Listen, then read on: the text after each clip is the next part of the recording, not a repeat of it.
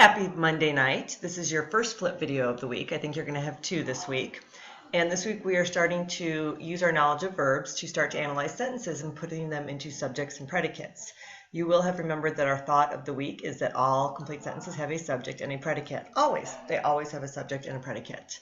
We are currently working with simple sentences, so they will only have one subject and one predicate. If you look, do I have to do that? Not this semester. That comes next semester.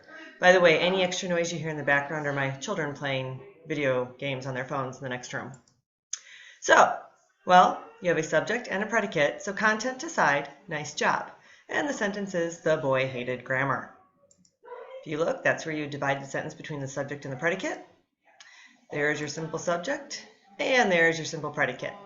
And you're going to learn how to do that after this video. So you're going to make a top-down foldable. You're going to be doing this all by yourself. Take one piece of paper and cut off the holes, and you need to do that, otherwise it won't fit in your composition book. Turn it portrait and fold it down. Write the title Subjects and Predicates across the front, and underneath the title write, it's all about that verb. Because as I told you before, if you cannot find the verb, you're not going to be doing well at this. Pause the tape until you are ready to move on. The inside of your foldable, the top half or the top flap is going to be the steps. There are going to be 3 of them. And the bottom flap are going to be the examples, and they are going to be 3 of them as well. I wouldn't number yet because you don't know how much space you're going to need to write the steps or the examples. Get that set up and hit play again. All right, so step 1, write 3 words. Write a 1 and 3 words. Find the verb. You should know how to do that now. Every sentence must have a verb because that is your simple predicate. It might be an action verb, it might be a linking verb, or it might be a verb phrase. The boys were playing basketball in the gym. Were playing is your verb phrase, and it is an action verb. Step 2, draw a line between the subject and predicate right before the verb or verb phrase. This works 99% of the time. Every once in a while they like to throw in like a prepositional phrase that tries to throw you off, but 99% of the time the line drawn right before the verb phrase or the verb is what will divide the sentence into the subject and the predicate. So pause and write step 2, and then hit play. There you go, and if you look, that's what it looks like. There's your line, there's your subject, and your predicate. All right, see? Complete subject, the boys. Complete predicate, we're playing basketball in the gym. Step 3, the simple subject is the most important word in the subject. The simple predicate is the verb you identified in step 1.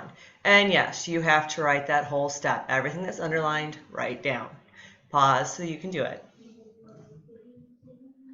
Okay, so if you look, there's your line dividing simple or complete subject and complete predicate. If you look at the and boys, boys is obviously a more important word than the, and we're playing was the verb phrase that you identified, so that is your simple predicate. Let's try it again. All right, so step 1, and you don't have to rewrite the steps, but this is your second example. So you're going to want to write under your examples, number 2, and you're going to want to write the sentence, the teacher dropped her coffee all over the student papers. All right, so you think to yourself, first step, find the verb. Well, it's dropped. There you go. You can even underline it if you want to. Step 2, draw the line between the subject and the predicate right before the verb or the verb phrase. Once again, 99% of the time this will work. And there it is, your complete subject, your complete predicate. Now you got to find the most important word in both sections. Well, in the subject, it's teacher. And what did the teacher do? She dropped. So it's dropped. Complete subject, complete predicate, simple subject teacher, simple predicate dropped. The whole sentence could be teacher dropped. And if you watch, there's the coffee. Sentence number 3, write it down. The tiny brown kitten was soft and furry. Step 1 is you're going to find the verb. Did you write it down? Pause if you need to. Well, in this case, was is a verb. And we know this because that's been a thought of the week. And we also know it's a linking verb. Tiny brown kitten equals soft and furry equals tiny brown kitten. All right, so was is your verb. So you're going to divide it right before was. There it is. And then, the tiny brown or kitten. Well, I would think kitten would be the most important word. And then the verb that we identified was. So the kitten was. Ready to see the kitten? Isn't that a cute kitten? Soft and furry.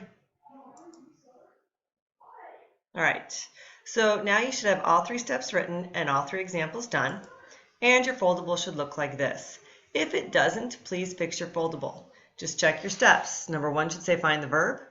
Number 2 should say draw a line between the subject and predicate right before the verb or verb phrase. And number 3 should say find the simple subject and the simple predicate. Then your examples: the boys were playing basketball in the gym. The teacher dropped her coffee all over the student papers, and you can look, I got a little bit impatient with this one and made a mistake. The tiny brown kitten was soft and furry. I did fix my mistake though. Bring this to class with you tomorrow. We will be gluing it into your LSG books, and we'll be working on some practice sentences in class. Have a great night. Oops, this is tomorrow, or this is what we're going to do in class tomorrow. You don't need to do this now, unless you really want to. Sorry about that. Have a great night.